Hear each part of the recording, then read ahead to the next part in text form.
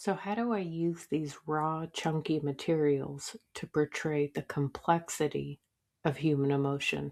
Emotions like grief, Aretha's empowerment, Epicurus's intellect, military discipline, Patton's bravery, Aurelius's wisdom, or even simmering madness, Grant's confidence, James Dean's cockiness, a Civil War soldier's apprehension, Furcella's intense patriotism, Bruce Lee's strength with these.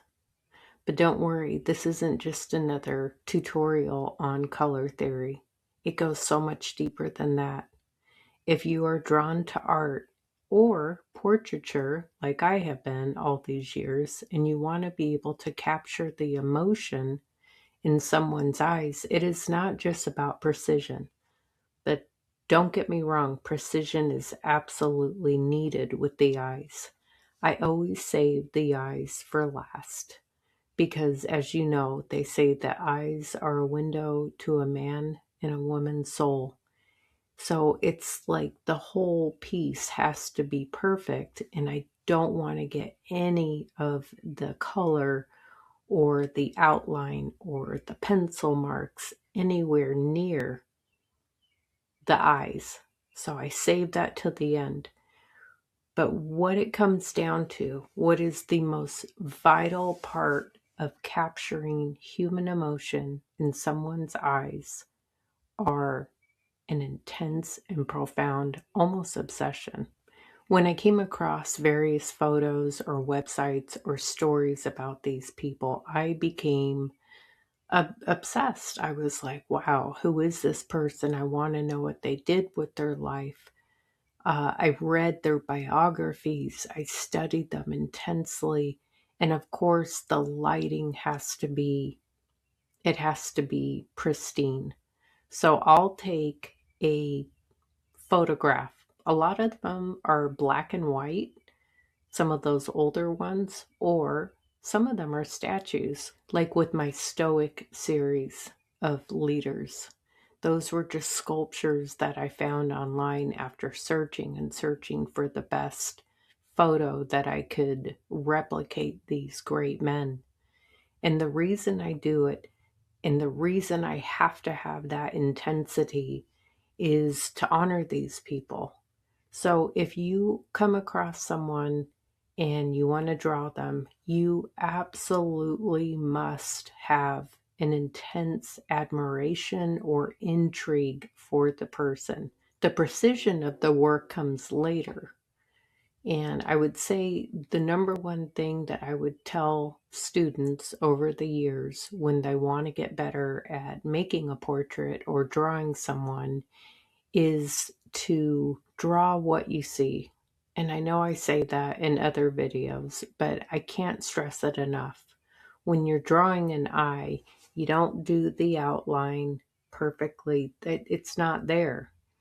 If you see a shadow, you want that shadow. If you see the light in the pupil, you want that.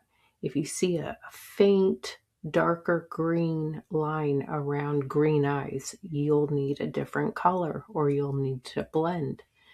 And by all means, do not overblend, because when you start erasing around the eyes, it's going to smudge up the work. So the first thing you have to have is, like I said, intense intrigue, respect, curiosity. That is going to make your art shine.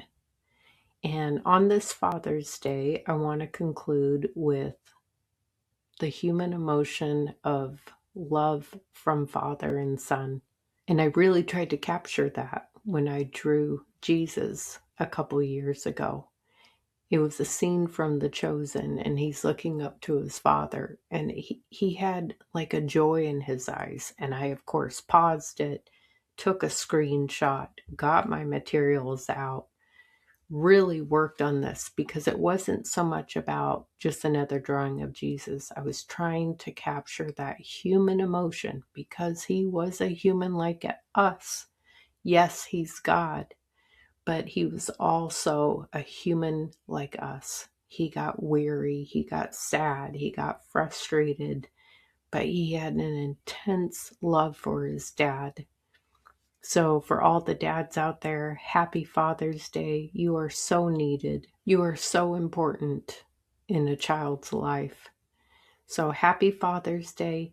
And you know what? If you are new to art and you're intrigued by it and you want to learn more, or you're recovering from trauma or addiction, I am going to be doing live art get-togethers where we draw together, and let's see where it goes. I would love, my dream is to build a community of people where we get together once a week and we draw and we explore human emotions, because sometimes when you're feeling good, darn it, it feels good, but when you're struggling, there is absolutely no need to suffer alone.